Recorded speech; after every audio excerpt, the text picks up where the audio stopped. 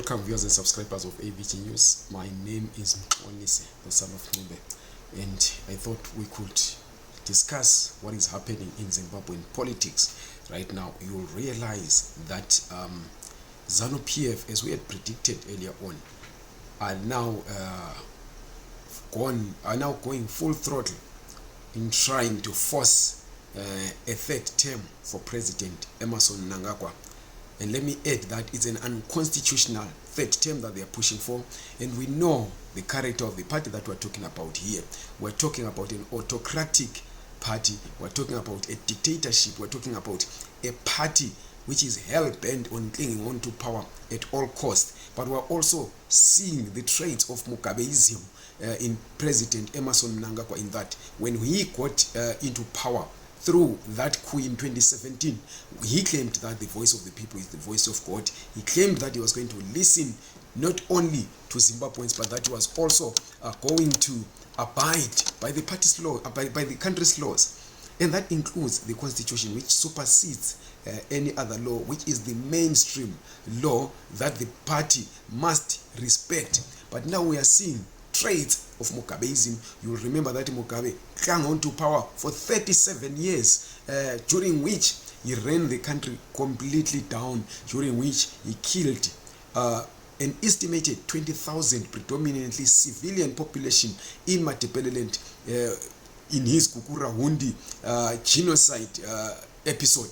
So right now, many had thought that Emmerson Mnangagwa, having learned from the way Robert Mugabe was removed from power, with him having spearheaded that kind of removal from power of Robert Mugabe, which embarrassed the then nonagenarian, many had thought that Mnangagwa would not try to repeat the same. But now we are seeing already, you know how Zanu PF does this. Whenever you see Zanu PF provinces converging to make a declaration that is unanimous, you must know that the word came from above, because Zanu PF structures, no matter how many they are, no matter how strong they claim to be, do not take any decisions. We must be alert to that. They never take any decisions. And the example is what happened in 2017. You will remember that in December 2016, these people went to a congress, or a conference, let me say, where they declared that Robert Mugabe was their perennial candidate. They also took a decision, a unanimous decision, let me say, that said Emmerson Mnangagwa is expelled from the party. A few weeks later, the same people, same structures, with having changed nothing, come back in a special congress or a special conference. They declare that Emmerson Mnangagwa must be reinstated as vice president of the party. Not only vice president, as president of the party. They declare that Robert Mugabe is going to be retired. They declare that the G40 proprietors, that is Professor Jonathan Moyo, Patrick Joao, Grace Mugabe, and Sevia Kasukuwere are expelled from the party. I'm talking here about the same people, not only the same structures, same people. So that is because Zanu PF structures are just there to endorse word coming from elsewhere. So let me state it clearly that here that it's not those structures which you see that are taking these decisions. The decision is coming from Mnangagwa himself. He is the one who cascaded that information that I want to run for the third term. So please make sure that it happens. And it's usually an order, because there is no semblance of democracy in Zanu PF. They want to pretend that democracy exists within the party. They want to pretend that it's the structures that are taking these decisions, when it's actually not.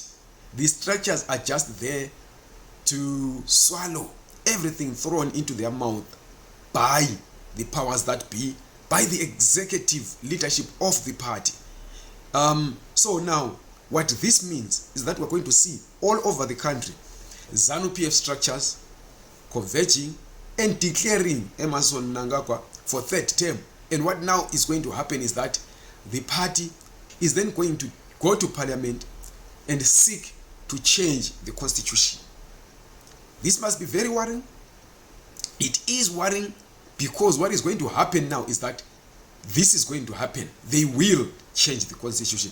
I was watching Senator Douglas Monzora in one of his interviews with an online channel where he said it will be impossible for Emmerson Mnangagwa or for Zanu PF to change the constitution and remove the sections which bar him from running for the third term, and stating that there is a section which says that the president, the current president, cannot be a beneficiary of any moves to usher in a third term.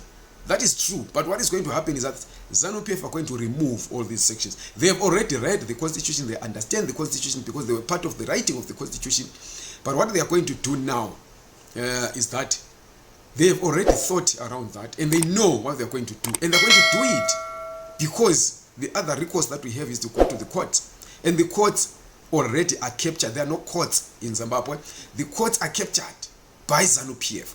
So they are going to remove that section and we are going to take them to court. The same thing that happened when they took Robert Mugabe out of power, won a case in court. So this is going to happen. These guys will stage a coup against the constitution and they're going to win it in the courts because everyone in that judiciary is working at the mercy of the president. You heard Mnangagwa declaring that the land belongs to the president. And when you say the land, you are talking about the physical mass of a place called Zimbabwe. So what you're basically saying that is that you own Zimbabwe. And if you own a piece of land, you also own everything that is on that piece of land, which means that Mnangagwa in his head already believes that he owns us as Zimbabweans. He believes that he owns the whole of Zimbabwe and everything that is within that particular country. And that is why he's making these overtures to try and change the constitution. And let me guarantee you this, Zanu PF is going to change the constitution. And we said it earlier on when Chris Mutswanga claimed that they were not interested in changing the constitution. I said here on this channel that these guys are interested in changing the constitution. And this is what now they are hell-bent on doing, and they're going to do it. The other way of trying to block that would be, because the constitution can only be endorsed by after it has gone through a referendum. So which means Zimbabwe will have a chance to vote either for or against the constitutional changes. But we have always been complaining that Zanu PF rigs elections. So if Zanu PF rigs elections, be rest assured that they're going to rig this one because this is what their lives depend on. They were resistant to the constitutional changes that happened before 2013.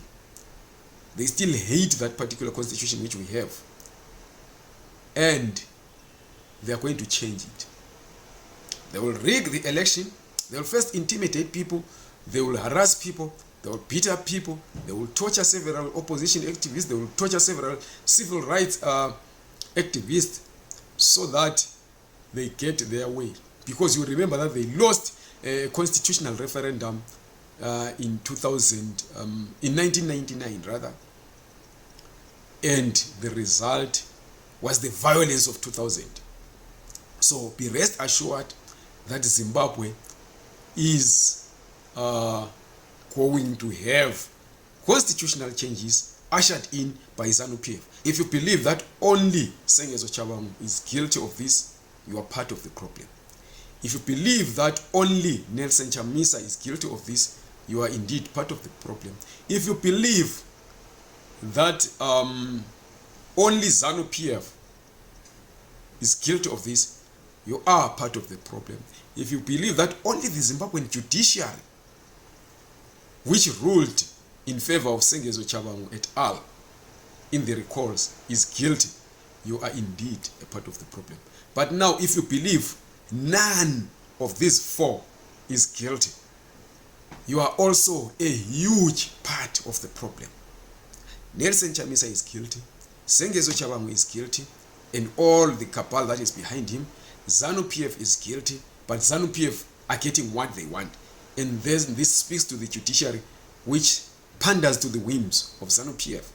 How is Nelson Chamisa guilty?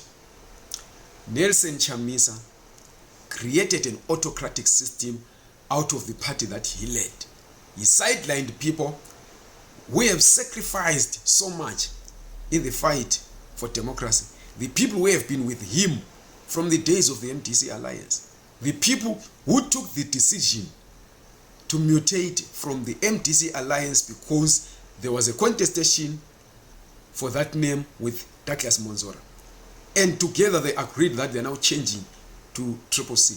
But because Chamisa is a theocrat, as Welshman Ncube said, because Nelson Chamisa is an autocrat, as Professor Welshman Ncube said, because Nelson Chamisa wants nothing other than the voice of Nelson Chamisa to be listened to.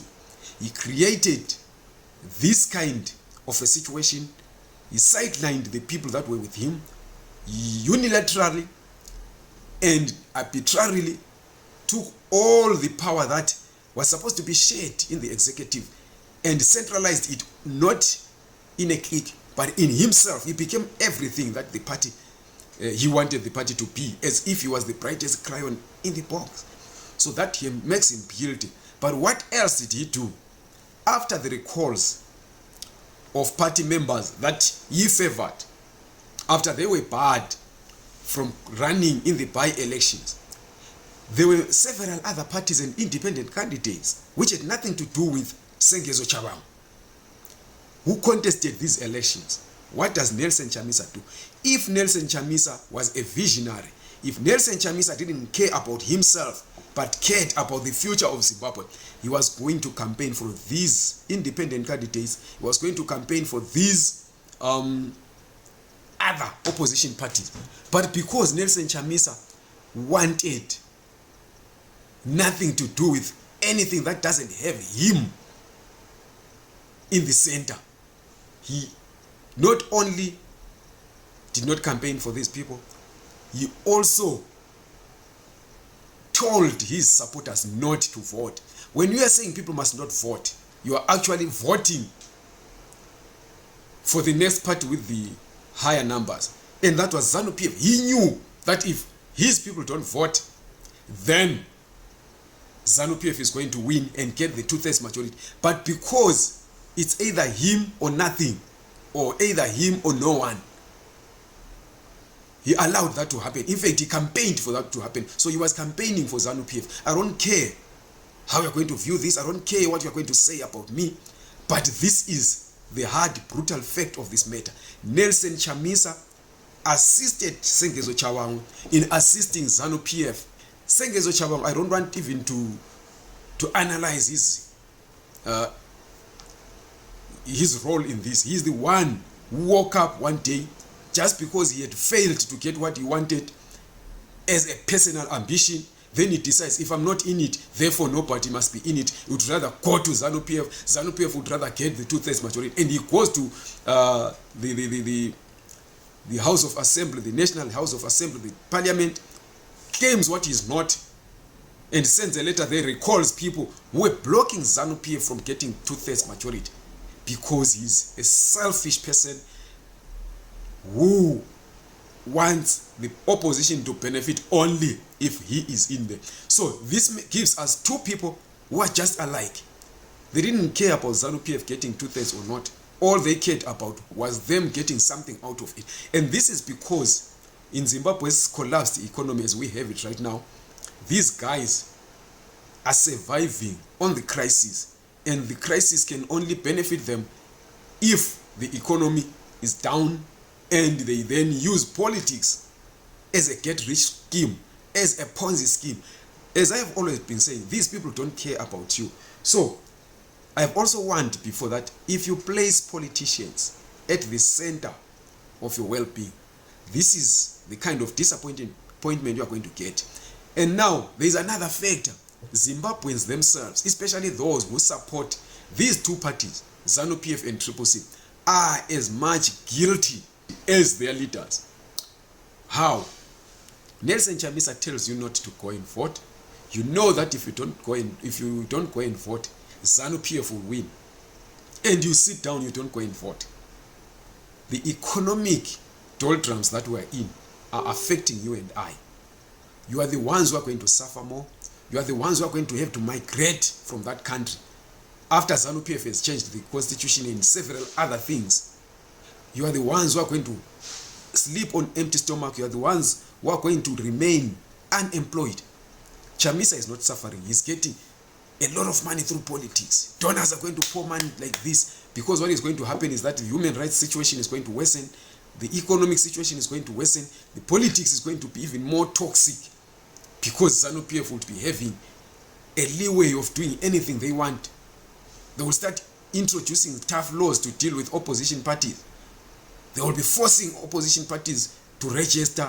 They will be forcing them to pay huge amounts of money because they want to maintain their stranglehold. A stranglehold which this constitution had taken away from them. A stranglehold which the election results of August had taken away from them because they had been denied a parliamentary two-thirds majority. But now, this whole triple C thing, whatever they want to call it, and Nelson Chamisa and Chabang are equally guilty. It doesn't matter that Chabang was the first to go there because he's selfish. He went there and said that the Zanu, if I'm not represented, then Zanu must get the two-thirds majority. I don't care. Nelson Chamisa says, okay, if my guys are bad, then Zanu PF can get the two-thirds majority. I don't care.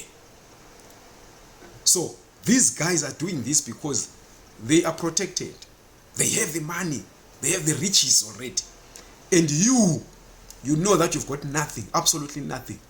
You listen to some cultist sitting somewhere in Harare telling you that you must not go and vote, allow Zanu to get two-thirds majority because so that you prove that Chabang is a dictator, so that you prove that Chabang is a sellout. And you are proving it at whose expense? At your own expense. So you are also guilty. Then the Zanu PF guys who went to vote for this particular party, you are suffering. You don't have anything.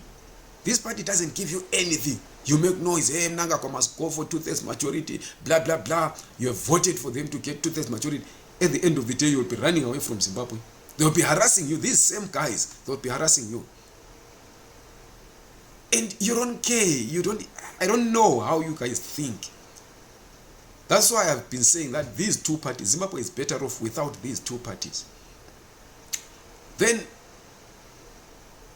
how do we prevent this? This is a question that we must be thinking about now. Because what is basically going to happen is that these Zanu PF robots, because they don't take any decisions, these people, these so-called structures, they don't take any decisions. They get decisions flashed down to them and they drown in them. You will see them all over the country declaring Mnangagwa for third term and they benefit nothing. Don't you have an inner voice which says, what am I going to benefit from Emmerson Mnangagwa getting these two-thirds? And we have people within the Zanu PF executive, within the Zanu PF Central Committee, within the Zanu PF Politburo, who will allow this to happen. Yet they know that inside they are grieving. They don't want Mnangagwa to run for this third term because they have ambitions of becoming the next president. Why are you just keeping quiet? Why are you allowing this man to do this? Is he this powerful that you are scared of him? The whole crew is scared of just one man who wants to create a dynasty. Because once Mnangagwa gets this two-thirds, this constitutional change, and he runs for the third term, you're going to see another Mugabe. Because his time will be unlimited. You will be assured of him having making attempts to die in office. Just the same way that Robert Mugabe did. And you guys were there. You saw what Mugabe was doing, chopping and changing you. You allowed that. Then you got a chance to remove him under a constitution which did not allow the next president to continue for the next 2 terms. Then you remove Mugabe, you put this guy, you allow him to change the constitution just like that. Don't you have your own personal ambitions? Don't you realize that this guy has not managed to change anything since he came into power? Why should he continue so that he continues to loot and plunder? Zimbabweans, let us not participate in anything that further disadvantages us. We need new brains, be it new brains from Zanu PF or new brains from Triple C, new brains from Chamisa's Blue Movement, new brains from TPF, new brains from ZAPU. But we need a change of government in Zimbabwe. Think about yourselves. Think about the children that you are bringing onto this world. What future do you expect them to get when your own present is this painful? Think about the future generation. What legacy do we want to leave behind for our children? Are we happy to be all over the world, being insulted, called derisive names? Guys, let us prove to the world that we can think. Let us block this attempt for the third term. Let us block it now. So we will hold a live tomorrow at 1 p.m. Let us meet on this channel and let us discuss this. But hold your questions if you have any, or if you can ask them under on the comment section underneath this video, and let us discuss this, because this is a worrying trend. Zanu PF claimed that they didn't want to change the constitution. I interviewed their spokesperson for South Africa here on this channel late last year rather, and they claimed that they didn't want to change the constitution. But we knew that they were going to do that. Chabangu knew that they were going to do that, but he recalled people were blocking that from happening. Nelson Chamisa knew that they wanted to do that, but he blocked these other opposition parties which would have made sure that this doesn't happen, just because these guys are selfish. You may continue to insult us, you may continue to praise this cultist person who is called Nelson Chamisa, but these guys are benefiting from the status quo. You are not. You are suffering under the status quo, and they use your suffering to build up their political capital. They use your suffering to do international advocacy. They use your suffering to get donor funding pouring into their parties. And you don't realize that. You are busy. Chamisa, Zanu, Mnangagwa, itife yokuita say. This Chamisa, this Chabangu, this Mnangagwa, and you guys are the ones that have put us where we are. We're in a quandary now. Let us correct this, but stop being cultists. You will insult me, continue. I don't care, but the fact of the matter is that your party, let me say, your Triple C, including Nelson Chamisa and the others that have left with him, are the ones responsible for this, because people gave you a mandate. People went out there to vote, made sure that Zanu PF doesn't get 2/3 majority, but because of your greed, because of the greed of your leaders, you reversed all that, and you want to point fingers at each other. We were both Triple C when people voted, and now both of you, both factions, or how many, 3 factions, including Promise corners, you are all guilty. Don't even point fingers at each other, because you are all Triple C. All of you, you are Triple C. You are responsible. Welshman Ngube is responsible. I heard him saying the other day that he didn't know what Chabang was doing, blah, blah, blah, and Chabang was not the SG. And he claims to be the vice president of the party. Tendai Biti claims he's the vice president of the party. Why did you just sit and watch while an imposter was busy recalling people from parliament?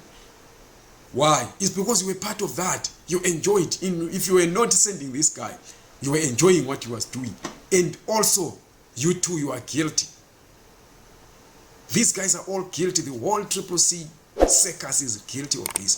Thank you very much. Don't forget to subscribe to this channel, like this video, and share it. Meet you later.